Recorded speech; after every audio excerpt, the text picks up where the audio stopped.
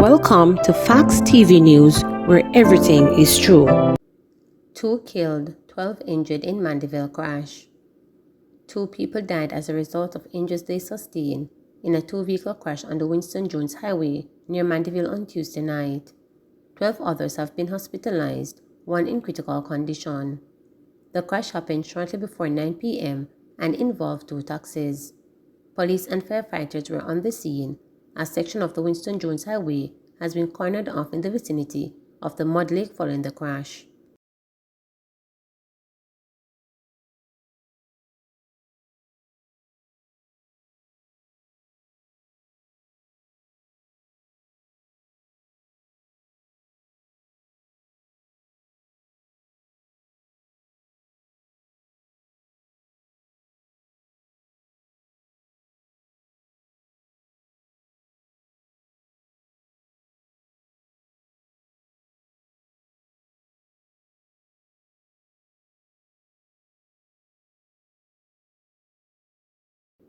Man killed, cop injured in St. Andrew shooting. A man is dead and a police sergeant injured after they were shot by gunmen in Union Garden, St. Andrew Tuesday evening.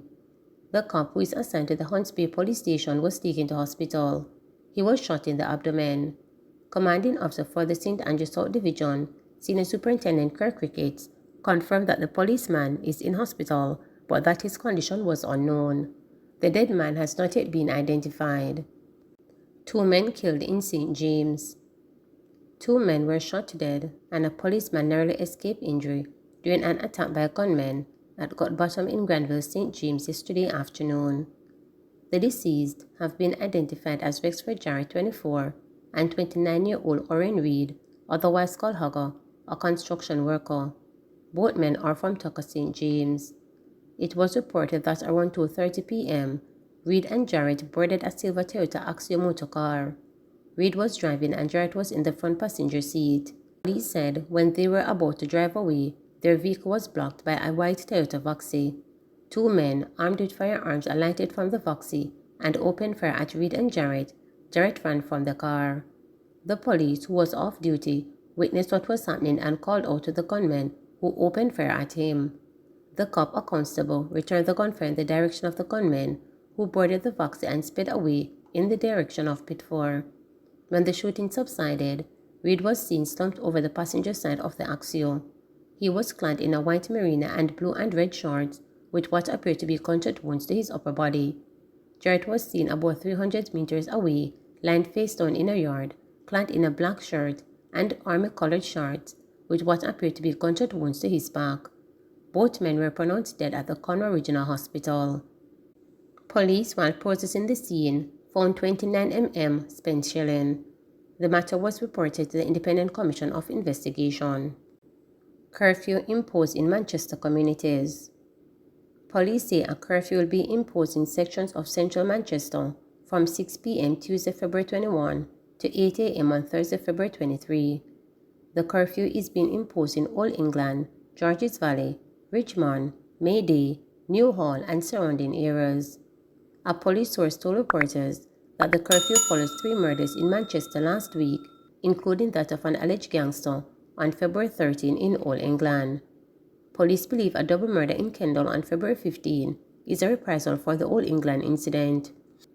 Individuals are reminded that during the hours of the curfew, people within the boundaries of the curfew are required to remain within their premises unless otherwise authorized in writing by the ground commander.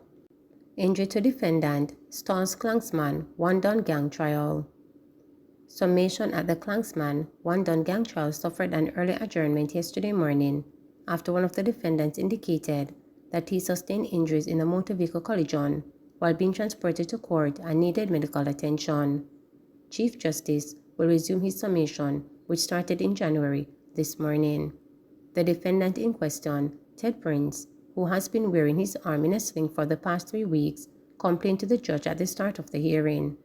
Prince, who is among the defendants in courtroom 2, was observed on the monitor lying down on the bench.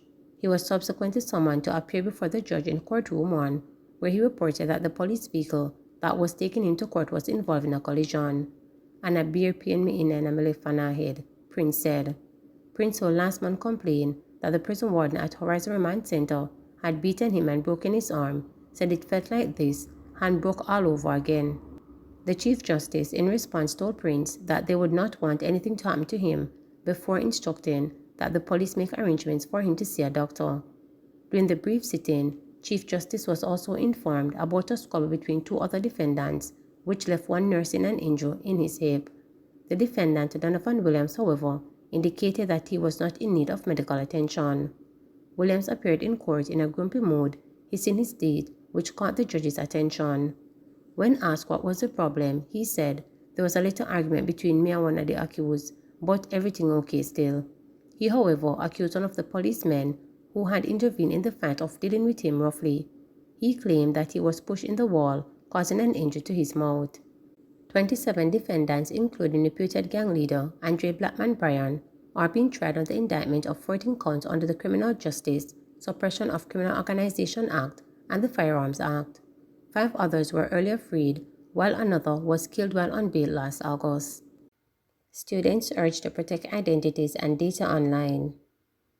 Students are being urged to stay informed about the latest cyber threats and protect their identities and data, particularly when they are online. The caution came from Minister of Education and Youth Favor Williams during a recent Cybersecurity and Data Protection Forum held at the ministry's Hero Circle offices in Kingston. She emphasized that cybersecurity and data protection must be a priority in light of the increasing use of technology in educational institutions and by students who have greater access to technological devices since the onset of the COVID-19 pandemic. Williams said the Ministry of Education and Youth welcomes a collaboration with eLearning Jamaica to heighten public awareness about issues related to cybersecurity and data protection. We want them to know that their data is gold and they have to take ownership of that data and not just see it as something they give, because some website asks them to input their name and address and date of birth and all that important information, the minister said. They need to begin to ask, is this really necessary to access this site? So, we all must take responsibility for the security of our online lives. We have to stay informed of the latest threats and keep our identities, information, and passwords safe, she added.